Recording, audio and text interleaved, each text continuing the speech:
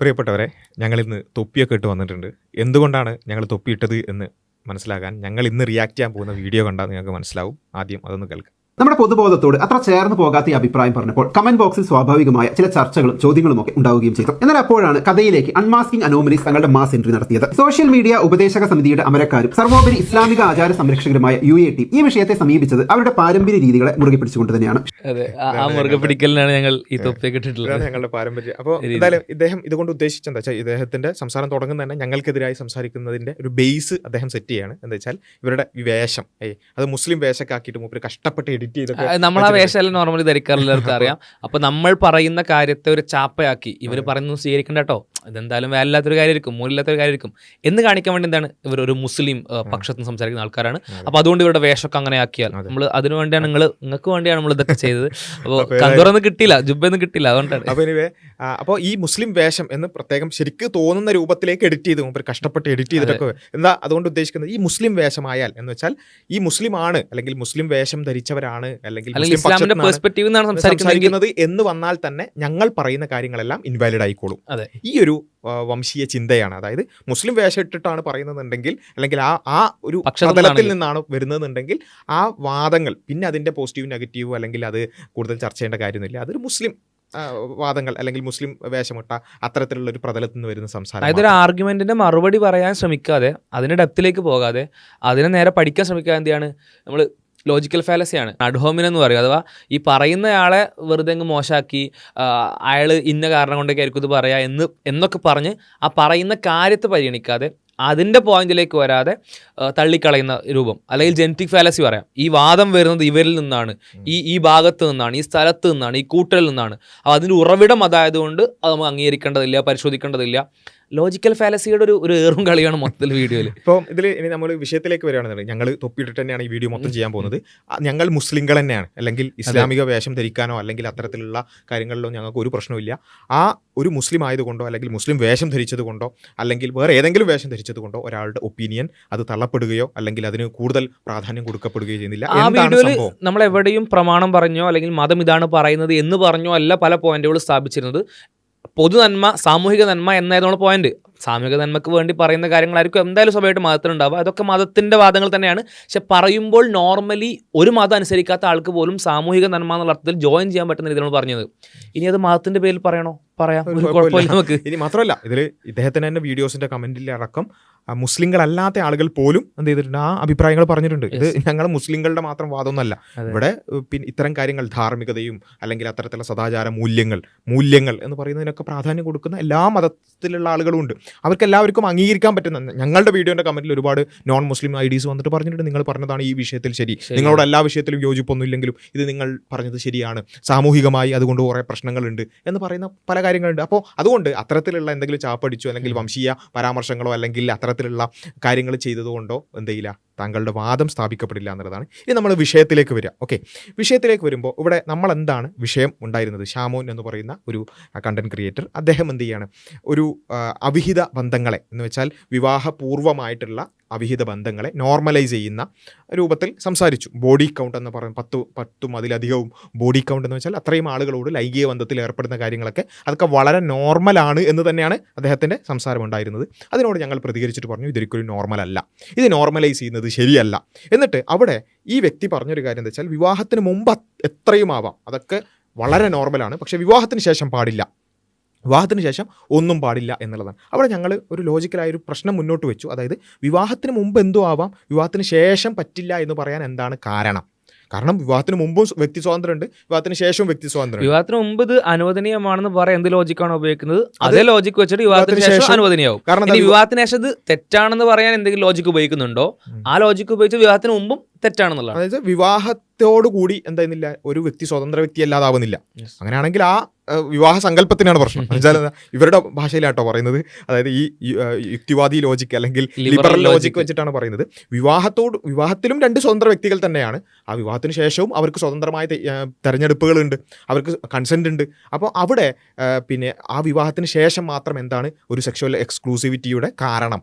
ഇനി അവിടെ നമ്മൾ പറയുകയാണ് ആ പാർട്ട്ണറോടുള്ള ലോയാലിറ്റി അങ്ങനെയുള്ള കാര്യങ്ങളൊക്കെ നമ്മൾ പരിഗണിക്കണം. വെറും ഈ സ്വാതന്ത്ര്യം എന്നുള്ളത് മാത്രം നോക്കിയാൽ പോരാന്നാണെങ്കിൽ നമ്മൾ വിവാഹത്തിന് മുമ്പും എനിക്ക് എൻ്റെ ജീവിതത്തിലേക്ക് വരാൻ പോകുന്ന ഇണയോട് ഞാൻ ലോയലാകുന്നു, അവരോട് ഞാൻ ജസ്റ്റ് ആകുന്നു എന്ന പേരിൽ എന്ത് ചെയ്യാം, വിവാഹത്തിന് മുമ്പും ബന്ധങ്ങൾ ഒഴിവാക്കാം. ഇനി അത് വേറെ ആസ്പെക്റ്റിൽ നോക്കുമ്പോൾ അങ്ങനെ പറയല ആക്ച്വലി ടോക്സിക് അല്ലേ. ഈ രീതിയിലാണെങ്കിൽ നമുക്ക് നോർമലി ഇൻബിൽട്ടായി ഡിഫോൾട്ട് ആയിട്ടുള്ള ഒരു സ്വാതന്ത്ര്യം ഒരു മനുഷ്യന് വേണ്ടി, ഒരു വ്യക്തിക്ക് വേണ്ടി ഇല്ലാതാക്കുന്നു, അയാൾക്ക് വേണ്ടി ലിമിറ്റ് ചെയ്യുന്നു. അതല്ലേ നിങ്ങൾ വിശദീകരിക്കാറുള്ള ടോക്സിറ്റി. ഒരാൾക്ക് വേണ്ടി നമ്മൾ നമ്മളുടെ ഫ്രീഡങ്ങൾ, ഇഷ്ടങ്ങൾ, താല്പര്യങ്ങൾ ലിമിറ്റ് ചെയ്യാൻ പാടില്ല. അതിന് എന്ത് രീതിയിലാണെങ്കിലും നിങ്ങൾ അയാൾക്ക് വേണ്ടി ചെയ്യുന്നു എന്നൊക്കെ പറഞ്ഞ് ചെയ്താൽ പോലും ആ സിസ്റ്റമേ ടോക്സിക്കാണ്. ആ സിസ്റ്റം നിങ്ങളെ പറ്റിക്കുകയാണ്, നിങ്ങളെ ചതിച്ചുകൊണ്ടിരിക്കുകയാണ്. ആ സിസ്റ്റം നിങ്ങളെ പറഞ്ഞ് പറ്റിച്ച് ചില ആളുകൾക്ക് വേണ്ടി നിങ്ങളെ പല കാര്യങ്ങളും കൺട്രോൾ ചെയ്യിപ്പിക്കുകയാണ്. അതാണ് നിങ്ങൾ ടോക്സിക് ആണ് ഇതുവരെ പറഞ്ഞിരുന്നത്. ഒന്നുകിൽ ടോക്സിക് ആണ്, ഇനി അതിന് നിങ്ങൾക്ക് ന്യായീകരിക്കാൻ പറ്റുന്നുണ്ടെങ്കിൽ ആ ന്യായീകരണം വിവാഹത്തിന് മുമ്പും വാലിഡ് ആണെന്നുള്ളതാണ്. അതെ. അപ്പം ഇതിൽ ഈ അവിഹിത ബന്ധങ്ങൾ എന്നുള്ളത് വിവാഹത്തിന് മുമ്പുള്ള അവിഹിത ബന്ധങ്ങൾ, വിവാഹത്തിന് ശേഷമുള്ള അവിഹിത ബന്ധങ്ങൾ, ഇതിലെ വ്യത്യാസം എന്നുള്ളതാണ് ലോജിക്കലി നമ്മൾ ഉന്നയിച്ച പ്രധാന പ്രശ്നം. അതിന് ഷാമോൻ അതിനൊന്നും മറുപടി പറഞ്ഞില്ല. വേറെ എന്തൊക്കെ നമ്മളെ തെറി പറഞ്ഞും അല്ലെങ്കിൽ നമ്മളെ മോശം പറഞ്ഞിട്ടൊക്കെ അങ്ങനെ പോയി. അതെ, തന്തക്കൊക്കെ വിളിച്ച് പോയി. അപ്പം ഇനിവേ അത് അവിടെ നിൽക്കട്ടെ.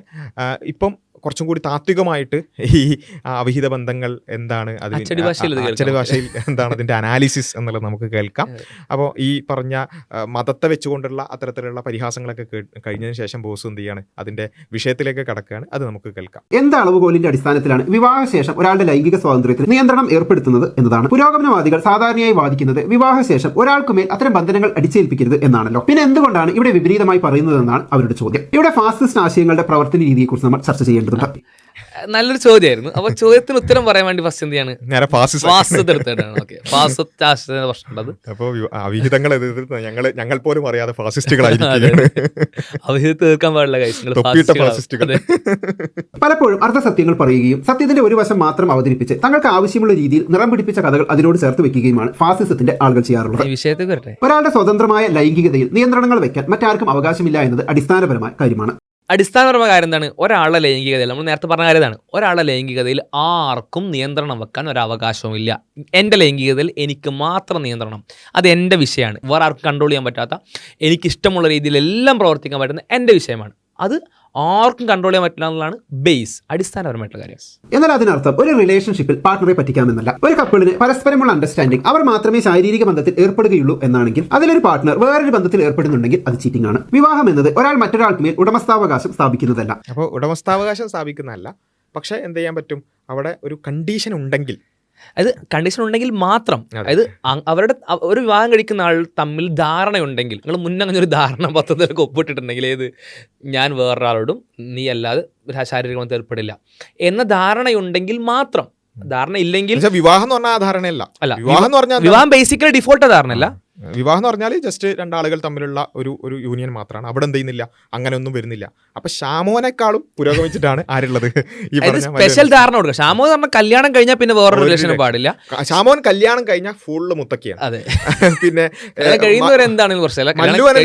മല്ലു അനലിസ്റ്റിനെ സംബന്ധിച്ചിടത്തോളം ധാരണയുണ്ടെങ്കിൽ മുത്തക്കിയാണ്. അതെ, ഒരു മുദ്രേപ്പുറം പോകണം, ധാരണ ഉണ്ടാക്കണം. ഇത് അതിന്റെ റേഞ്ച് നമ്മളിങ്ങനെ കൃത്യമായിട്ട് മനസ്സിലാക്കണം കേട്ടോ. അതായത് ഞങ്ങൾ പറയുന്നത് എന്താണ്, ഇത്തരത്തിലുള്ള അവിഹിത ബന്ധങ്ങൾ അത് മോറലി തെറ്റാണ് വിവാഹത്തിലൂടെ അല്ലാതെ ഒരു തലത്തിൽ സ്ത്രീ പുരുഷ ബന്ധങ്ങൾ അത്തരത്തിൽ പാടില്ല എന്നുള്ളതാണ്.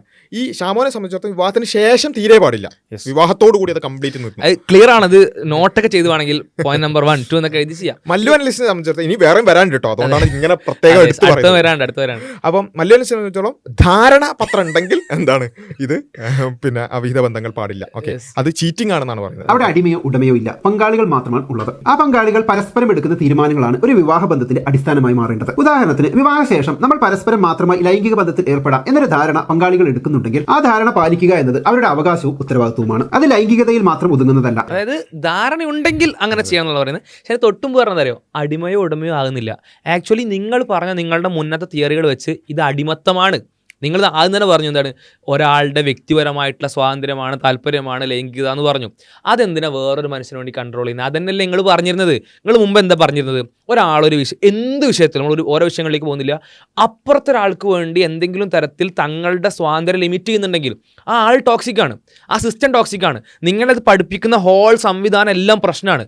ആ സംവിധാനം നിങ്ങളെ അടിമയാക്കുകയാണ്. പ്രശ്നം എന്താ അറിയോ, നമ്മൾ എത്ര എക്സ്പ്ലെയിൻ ചെയ്താലും അത് ഇയാളെ സംബന്ധിച്ചിടത്തോളം ഉപദേശക സമിതിയാണ്. നമ്മൾ ഉപദേശിക്കണ്ട, നമ്മൾ എന്ത് ചെയ്യുക, അതിന് പറ്റിയ ആൾക്കാരെ കൊണ്ടുവരിക. ലിബറൽ ആശയപ്രകാരം ഈ പറഞ്ഞ സംഭവം മല്ലു അനുസരിച്ച് പറഞ്ഞത് ഈ രൂപത്തിൽ കല്യാണത്തിലൂടെ ഒരു ധാരണ, അതായത് വേറെ ആരുമായിട്ടും ബന്ധപ്പെടില്ല എന്നുള്ളൊരു ധാരണ ഉണ്ടാക്കിയാൽ പിന്നെ എന്ത് ചെയ്യാൻ പാടില്ല, വേറെ ബന്ധങ്ങളിലേക്ക് ഏർപ്പെടാൻ പാടില്ല. ഇങ്ങനെ മതത്തിന്റെ ആളുകൾ എന്ത് ചെയ്യണ്ട, ഉപദേശിക്കണ്ട, നമ്മളെ വിഷയമല്ല, നമ്മൾ തൊപ്പിട്ട തൊപ്പിട്ട് നമ്മൾ ചെയ്യാൻ പാടില്ല, പറ്റൂല. ഇനി നമ്മൾ തൊപ്പിടാത്ത ആളെ കൊണ്ടുവരിക. ഓക്കെ, അത് ഓക്കെ ആണല്ലോ, പറ്റും. കാരണം അവർക്കാണ് ധാർമ്മികമായി ലിബറൽ വശത്തുനിന്ന് ഉപദേശിക്കാനുള്ള അവകാശം. അതായത് മല്ലു അനലിസ്റ്റ് ഇപ്പം പറഞ്ഞെന്താ, വിവാഹത്തിന് ശേഷം ഒരു ധാരണ, വിവാഹത്തോടു കൂടി ഒരു ധാരണ ഉണ്ടാക്കിയ ആൾക്കാർ എന്താണ് പിന്നെ വേറെ ബന്ധങ്ങളിലേക്ക് ഏർപ്പെടാം. അങ്ങനെ വേറെ ബന്ധങ്ങളിലേക്ക് ഏർപ്പെടാതിരിക്കുന്നത് എന്താണ് എന്നുള്ളത് നമ്മൾ മനസ്സിലാക്കണം, കേൾക്കണം. അംബാനി 50,000 കോടി ഉണ്ടാക്കിയാലും ഒരു കാര്യം ഉള്ളെന്നുണ്ടെങ്കിൽ അയാൾക്ക് ജീവിക്കാൻ അറിഞ്ഞൂടാന്ന് മാത്രമേ തെളിയത്തുള്ളൂ. അല്ലാതെ വേറെ ഒന്നുമില്ല. ആ കഷ്ടം എന്തിനാണ് ഈ കാശ് ഉണ്ടാക്കുന്നതെന്ന് അറിഞ്ഞുകൂടാത്ത ഒരു കോന്തനാണ് അംബാനി. ആരാണ് ഇങ്ങനെ ധാരണ ഉണ്ടാക്കുന്നവർ? ആരാണ്? കോന്തനാകുന്നു. അതിന്റെ എക്സ്പ്ലനേഷൻ ഉണ്ട്. അപ്പൊ ഇത് ഈ പറയുന്നതാ മല്ലു അനലിസ്റ്റ് പറഞ്ഞ സംഭവം ഉണ്ടല്ലോ, വിവാഹത്തോടു കൂടി വേറെ ആരുമായിട്ട് ഉണ്ടാവില്ല എന്നുള്ള ആ ധാരണയെ കുറിച്ചാണ് പറയുന്നത്. അത് കോന്തത്തരമാണ്. ഇനി അതിന്റെ ബാക്കി ഇതിൽ പ്രത്യേകം പറയാണ്. ഇത് പറയും മൈത്രേയം പറഞ്ഞു എന്ന് കഴിച്ച് ഞങ്ങളത് അംഗീകരിക്കണം എന്നില്ല. അങ്ങനെയല്ല പറഞ്ഞത്. ഞങ്ങൾ ചോദിച്ചത് ഈ ധാർമ്മികത മതത്തിൻ്റെതല്ലാത്ത നിങ്ങൾ ഒരു ലിബറൽ ധാർമ്മികത പറയാണ്. ആ ധാർമ്മികതയിൽ എന്താണ് അടിസ്ഥാനം എന്നാണ് ചോദിച്ചത്. അതിൽ ഷാമോന്റെ അഭിപ്രായം തീരെ പാടില്ല എന്നാണ്. മല്ലു അനലിസ്റ്റിന്റെ അഭിപ്രായം ധാരണ ഉണ്ടെങ്കിൽ പാടില്ല എന്നാണ്.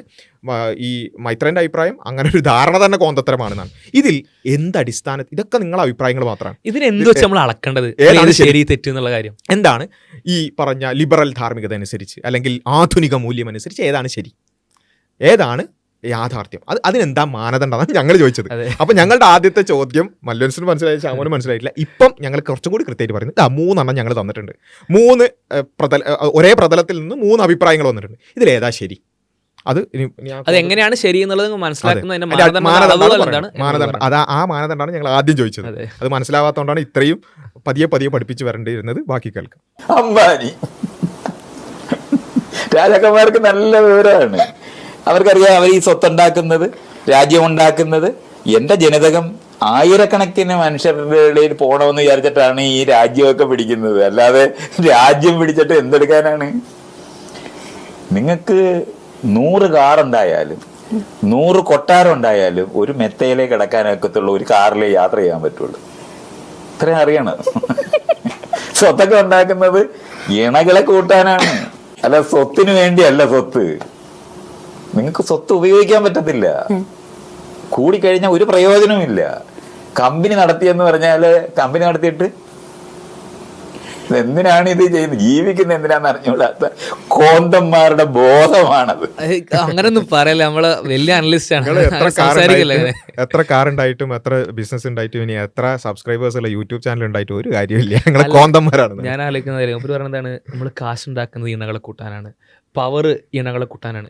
എന്നിട്ട് ഇത് നമ്മളെങ്ങാനും തിരുത്തിയാണ്ടല്ലോ, ഇതിങ്ങനെയൊന്നും അല്ല, ഇതിന് വേറെ വശങ്ങൾ പറഞ്ഞാൽ നിങ്ങൾ ലിംഗം കൊണ്ട് ചിന്തിക്കുന്ന ആളുകൾ, ഇയാൾ എന്ത് പറഞ്ഞാലും ഇയാൾക്ക് അങ്ങനെ ചിന്തയില്ല കേട്ടോ. ഇതാണ് കാശുണ്ടാക്കുന്ന ഇണകളെ കൂട്ടാൻ, അതേപോലെ തന്നെ പവർ ഉണ്ടാകുന്ന ഇണകളെ കൂട്ടാൻ, രാജാവാകുന്നത് ഇണകളെ കൂട്ടാൻ, പരമാവധി ആളുകളിലേക്ക് ജനിതക അയാളെ തിരുത്തുന്നത് നമ്മൾ ലിംഗം കൊണ്ട് ചിന്തിക്കുന്ന ആളുകൾ. അപ്പോൾ ഇതാണ് ഇതിൻ്റെ ഒരു അവസ്ഥ എന്ന് പറയുന്നത്. ഇനി ഇതുകൊണ്ടൊന്നും തീരൂല. ഇനി ഇങ്ങനെ, അതായത് ഒരു വിവാഹത്തോടു കൂടി വേറെ ബന്ധങ്ങൾ പാടില്ല എന്ന് പറയുന്നതിന്റെ ഒക്കെ ഒരു അടിസ്ഥാനം എന്താ? ആരുടെ സംസാരമാണ്? മല്ലു ധാരണയോടെ എന്ന് പറഞ്ഞില്ലേ, അത് ശരിക്കും ആരുടെ വാദമാണ്? അല്ലെങ്കിൽ ഷാമോൻ ബേസിക്കലി പറഞ്ഞില്ലേ വിവാഹത്തിന് ശേഷം അങ്ങനെ പറഞ്ഞത്, അത് ആരുടെ വാദമാണ്? ശരിക്കും ആരുടെ പോയിന്റ് ഓഫ് വ്യൂ ആണ്? അത് നമുക്ക് നോക്കാം. 10 കൽപ്പനകളിലും അതുപോലെ ഖുറാനിലൊക്കെ പറഞ്ഞിരിക്കുന്ന മറ്റൊരു ആളുടെ ഭാര്യയെ മോഹിക്കരുത് എന്നുള്ള രീതിയിലാണ്. അപ്പൊ ഈ പറയുന്ന ഘട്ടത്തിലൂടെ കടന്നു പോകുമ്പോൾ ഇതൊക്കെ സംഭവിക്കില്ലേ? അഥവാ മറ്റൊരാളുടെ മറ്റൊരാളുടെ ഭാര്യ എന്ന് പറയുന്നതാണ് വസ്തു എന്ന് ഞാൻ ഈ പറയുന്നത്. വസ്തുവാണ് കേട്ടാ, മറ്റൊരാളുടെ ഭാര്യ അല്ല, 2 മനുഷ്യരാണത്. അവർക്കൊരു തെരഞ്ഞെടുപ്പുണ്ട്. ഇവര് തമ്മിലുള്ള ഇഷ്ടം കൊണ്ട് അവർ ഒന്നിച്ച് ജീവിക്കുന്നവരാണ്. അവർക്ക് ഇഷ്ടമില്ലെങ്കിൽ പിരിയാവുന്നവരാണ്. അല്ല മറ്റൊരാളുടെ ഭാര്യ അല്ലത്. നിങ്ങൾ ഈ പറയുന്ന സമയത്ത് തെരഞ്ഞെടുക്കാൻ കഴിവില്ലാതിരിക്കുന്ന ഒരു വസ്തുവിനെ പറ്റിയാണ് നിങ്ങൾ സംസാരിച്ചുകൊണ്ടിരിക്കുന്നത്. ഭാര്യ എന്ന് പറയുന്ന ഒരു വസ്തുവാണ്, കൈമാറ്റം. നിങ്ങൾ എന്താണ് ഇങ്ങനെ സംസാരിക്കുന്നത്? എന്താണ് ഇങ്ങനെ അല്ലേ? അപ്പൊ വെച്ചാല് വേറൊരാളുടെ ഭാര്യയുമായി ബന്ധത്തിൽ ഏർപ്പെടാൻ പാടില്ല, അല്ലെങ്കിൽ വിവാഹത്തോടു കൂടി ഇത് പാടില്ല, പിന്നെ ധാരണ ഉണ്ടാക്കുന്നൊക്കെ പറയുമ്പോൾ നിങ്ങൾ വെറും വസ്തുവായിട്ടാണ് കാണുന്നത്. അങ്ങനെ വസ്തു കാണല്ലേ, പുരോഗമിക്കൂ. ഇത് രണ്ടും മനുഷ്യരാണ്, അവർക്ക് ഇഷ്ടമുണ്ടെങ്കിൽ അവർ ചേരട്ടെ. ഇതാണ് ലിബറലിസം, ഇതാണ് ലിബറൽ മൂല്യങ്ങൾ. വേറൊരാളുടെ ഭാര്യ അല്ലെങ്കിൽ വേറൊരാളുടെ ഭർത്താവ് അവരാഗ്രഹിക്കരുത്, അങ്ങനെ വിവാഹത്തോടു കൂടി അത് പാടില്ല എന്നൊക്കെ പറയുന്ന ആൾക്കാരാണ് ഖുറാന്റെയും ബൈബിളിന്റെ ആൾക്കാർ. ഖുറാന്റെ ബൈബിളിൽ ജൂതന്മാരുടെ 10 കൽപ്പനയുടെ ആളുകൾ. അഥവാ നിങ്ങൾ എന്താണ് ആക്ച്വലി നിങ്ങൾ ഈ സമൂഹത്തിൽ പടർന്നു പന്തലിച്ച മത ഗോത്ര ചിന്തയുടെ പ്രൊഡക്റ്റുകളാണ്, കോന്തന്മാരാണ് സഹോദരങ്ങളെ, മനസ്സിലാക്കുക. നമുക്ക് വേണമെങ്കിൽ എന്ത് ചെയ്യാം, മല്ലു അനലിസ്റ്റിന്റെ പിന്നെ ഫോട്ടോ എഡിറ്റ് ചെയ്തിട്ട് ഒരു അല്ല, ഇത് നമ്മളല്ലട്ടോ പറയുന്നത്, കോന്തന്മാരാന്ന് പറഞ്ഞത് ബോസ് മൈത്രൻ സാറാണ്. നമുക്ക് മല്ലു അനലിസ്റ്റിന്റെ ഫോട്ടോ എഡിറ്റ് ചെയ്തിട്ട് ഒരു ബൈബിളും പിടിച്ചിരിക്കുന്ന ഒരു പിന്നെ അച്ഛനാക്കിയിട്ടും അല്ലെങ്കിൽ ഒരു മുസ്ലിയാരാക്കിയിട്ടൊക്കെ ആക്കാം. പക്ഷെ ഞങ്ങളതല്ല, ഞങ്ങളുടെ രീതി അതല്ല. കാരണം ഇനി ഒരു ക്രിസ്ത്യൻ ആണെങ്കിലും മുസ്ലിം ആണെങ്കിലും ലിബറൽ ആണെങ്കിലും ആരാണെങ്കിലും നിങ്ങൾ പറയുന്ന ആശയങ്ങൾക്കാണ് പ്രാധാന്യം എന്നുള്ളതാണ് ഞങ്ങൾ വിശ്വസിക്കുന്നത്. നിങ്ങൾ പറയുന്നത് വെച്ചാൽ തൊപ്പിട്ടാ പിന്നെ കേൾക്കരുതെന്നാണല്ലോ. അപ്പം എനിവേ അത് പോട്ടെ. അപ്പം ഇതാണ് ഒരു കാര്യം. ഇനി ഈ പറയുന്ന വിവാഹത്തിന് ശേഷമുള്ള അവിഹിത ബന്ധങ്ങൾ അത് തെറ്റാണ് എന്നൊക്കെ പറയുന്ന ഷാമോനെ പോലെയുള്ള, ഇനി ധാരണാപത്രം എഴുതാൻ പോകുന്ന മല്ലു അനലിസ്റ്റിനെ പോലുള്ള ആൾക്കാരോട് വളരെ കൃത്യമായ ഒരു പുരോഗമന ചോദ്യം. ആ ചോദ്യം നമുക്ക് കേൾക്കാം. ഡിഫറെന്റ് ആയ ഫുഡ് കഴിക്കാൻ മനുഷ്യന് തോന്നുന്ന പോലെ ഡിഫറെന്റ് ആയ ഒരാളെ കാണുമ്പോൾ വീണ്ടും അയാളിൽ ഒരു ആകർഷണം തോന്നില്ലേ? അതുകൊണ്ട് അതൊരു തെറ്റായ ഘടന. തെറ്റെന്ന് പറയുന്നത് ഏത് വഴിയിലാണ് തെറ്റാകുന്നത്? ഒരു സമൂഹത്തിൽ പല ഈ പറയുന്ന വിവാഹം എന്നുള്ള ബന്ധവും ആ സാധനമൊക്കെ വല്ലവർക്കും വേണ്ടി ഉപയോഗിക്കാൻ വേണ്ടി ഉണ്ടാക്കിയ സാധനം അതൊക്കെ. അതുകൊണ്ടാണ് ഞാനീ പറഞ്ഞേ, ഒരു നമ്മൾ വളർത്തുന്ന ഒരു പശുവും ഒരു മാനും ഈ ലോകത്ത് ജീവിക്കുകയാണല്ലോ ചെയ്യുന്നത്. നിങ്ങൾ വളർത്തിയ പശുവിൻ്റെ കഴുത്തേന്ന് കയറ് പോയി കഴിഞ്ഞാൽ അത് എല്ലാ സ്ഥലത്തും പോയിട്ട് എന്തും ചെയ്യുന്ന രത്തി പെരുമാറും. അപ്പോൾ എന്താണ് അത് എന്തടിസ്ഥാനത്തിലാണ് തെറ്റാകുന്നത് എന്നുള്ളതാണ് ചോദിച്ചിട്ടുള്ളത്. അപ്പോൾ പറയാണ് കുടുംബ ബന്ധവും ഫാമിലി സിസ്റ്റമൊക്കെ ആരുണ്ടാക്കിയതാണ്, ആർക്ക് വേണ്ടി ഉണ്ടാക്കിയതാണെന്നാണ് ചോദ്യം. അതായത് വിവാഹം കഴിഞ്ഞാൽ ഞാൻ അങ്ങനെ ചെയ്യൂല, വിവാഹം കഴിഞ്ഞാൽ അവൾ അങ്ങനെ ചെയ്യാൻ പാടില്ല, വിവാഹം കഴിഞ്ഞാൽ രണ്ടുപേരും തമ്മിൽ ധാരണയാണെങ്കിൽ ഇങ്ങനെ ചെയ്യാൻ പാടില്ല എന്നൊക്കെ നിങ്ങൾ എന്ത് അടിസ്ഥാനത്തിലാണ് പറയുന്നത്? ആരാ നിങ്ങളത് പറയാൻ? ഒരു പശുവിനെയും മാൻ നിങ്ങൾ വെറുതെ വിട്ടോക്കൂ. അതേപോലെ മനുഷ്യന്മാരെ വെറുതെ വിടണം. നിങ്ങൾ വിവാഹം എന്ന് പറയുന്നൊരു ചരടിൽ അവരെ മുറുക്കി കെട്ടി നിങ്ങൾ വേറെ ആളുടെ ലൈംഗികത്വത്തിൽ ഏർപ്പെടാൻ പാടില്ല, 30-40 കൊല്ലം 50 കൊല്ലം അവർ ഇത് റെസ്ട്രിക്റ്റ് ചെയ്ത് നിൽക്കണം എന്ന് പറഞ്ഞാൽ കോന്തന്മാരായിട്ടുള്ള നിങ്ങൾ എന്താണ് ഈ സമൂഹത്തോട് സംവദിച്ചുകൊണ്ടിരിക്കുന്നത് എന്നാണ് മൈത്രൻ ചോദിക്കുന്നത്. ആ ചോദ്യത്തിന് നിങ്ങൾ റെലവൻ്റ് ആയിട്ട് കാണണം, അതിനൊരു റിപ്ലൈ നിങ്ങൾ ചെയ്യണം. നിങ്ങൾക്ക് എന്തെങ്കിലും പെർസ്പെക്റ്റീവ് ഉണ്ടെങ്കിൽ പറയണം, പറ്റുമെങ്കിൽ ഒരു സംവാദം നടത്താം. അതെ, അത് ചെയ്യാവുന്നതാണ്. അവിഹിത സംവാദം വേണമെങ്കിൽ നടത്താവുന്നതാണ്.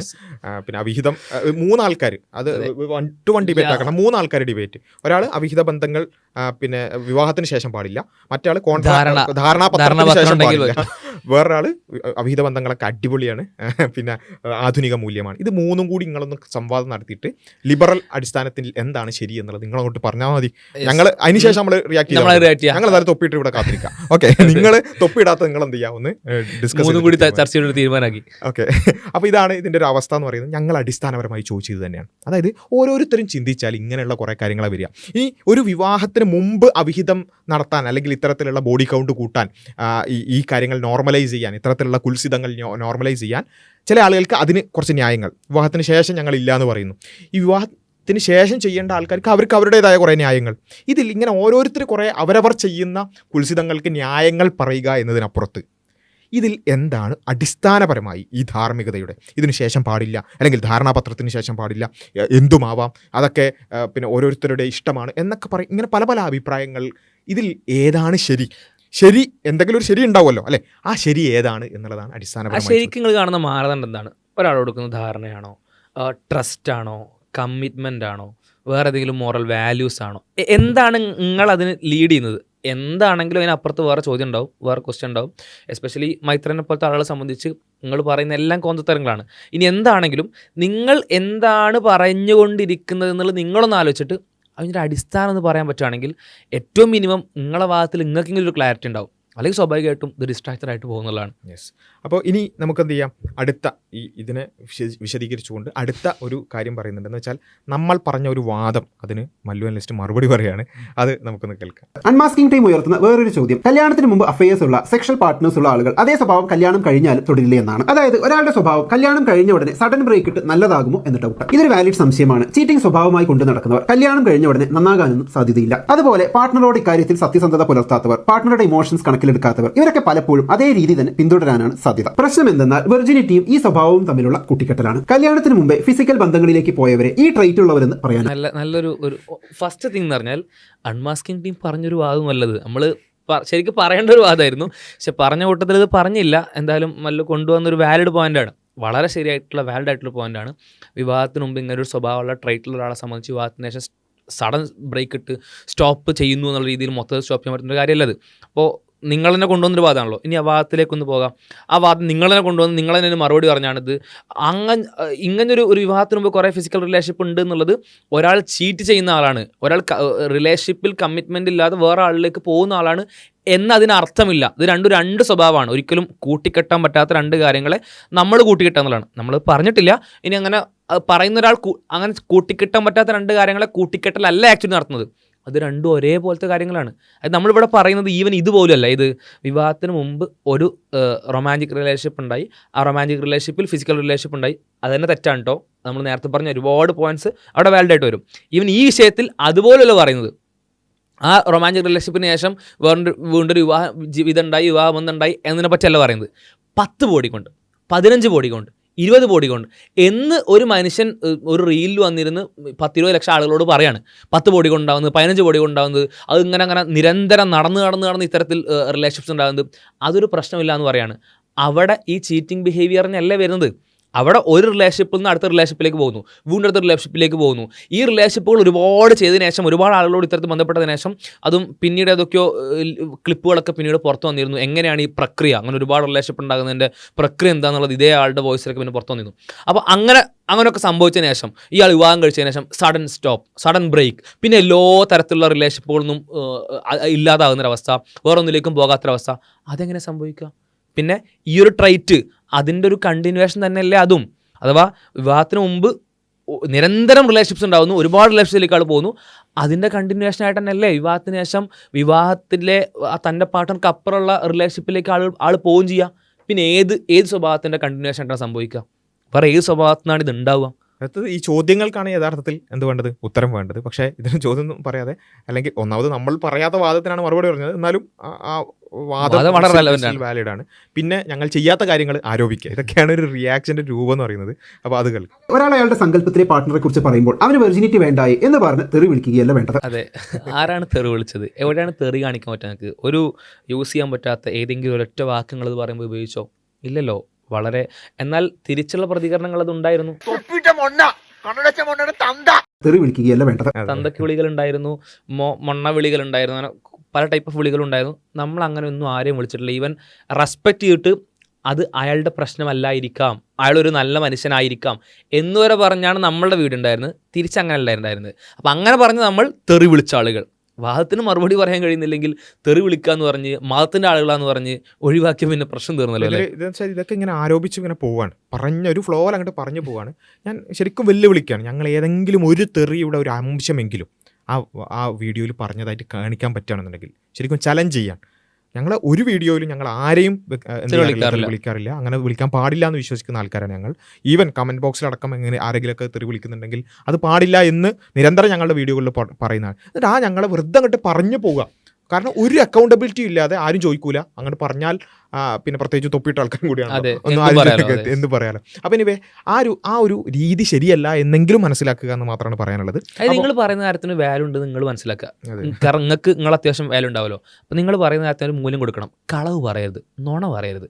തെറി പറഞ്ഞിട്ടില്ല, തെറി ഒരു വീഡിയോയിലും പറഞ്ഞിട്ടില്ല. ഈ വീഡിയോയിൽ പ്രത്യേകിച്ചും ഒരു തരത്തിലും ഉപയോഗിച്ചിട്ടില്ല. മാത്രമല്ല അതിൽ നേരത്തെ പറഞ്ഞ പോലെ ആ വ്യക്തി നല്ലവനായിരിക്കാം, പക്ഷെ ആ ആശയത്തെയാണ് എതിർക്കുന്നതെന്ന് പ്രത്യേകം എടുത്ത് പറയുകയും ചെയ്തിട്ടുണ്ട്. ജഡ്ജ് ചെയ്യുന്നില്ല നടക്കം പറഞ്ഞിട്ടാണ് നമ്മൾ എന്ത് ചെയ്യുന്നത് അത് പറയുന്നത്. ഇനി അടുത്ത വാദം ഷാമോന്റെ കമന്റ് ബോക്സിൽ ഒരുപാട് കണ്ട വേറൊരു ടൈപ്പ് കമന്റ്, ഞാനൊരു വെർജിനാണ് അതുകൊണ്ട് എനിക്കൊരു വെർജിനെ തന്നെ വേണം എന്നതാണ്. അതും പറഞ്ഞ് ആ റീലിട്ട വ്യക്തിയെ തെറി വിളിക്കുന്നതും കാണാം. എന്നാൽ അവരുടെ പ്രയോറിറ്റി പോലെ റീലിട്ട വ്യക്തിക്ക് വെർജിനിറ്റി അല്ല പ്രയോറിറ്റി എന്ന് നമുക്ക് അംഗീകരിച്ചാൽ പോരെ? അത് പറ്റില്ല. ഒരാളും അങ്ങനെ പറയാനേ പാടില്ല എന്നതാണ് അൺമാസ്കിംഗ് ടീമിന്റെയും കമന്റ്സ് ഇട്ട ചിലരുടെയും ചിന്താരീതി. അങ്ങനെയല്ല, ഇതുമല്ല ഞങ്ങൾ പറഞ്ഞത്. അതായത് ഞങ്ങളെ സംബന്ധിച്ചിടത്തോളം തീർച്ചയായും അതിന്റെ ധാർമ്മികതാ പ്രശ്നങ്ങൾ ചൂണ്ടിക്കാണിച്ചിട്ടുണ്ട്.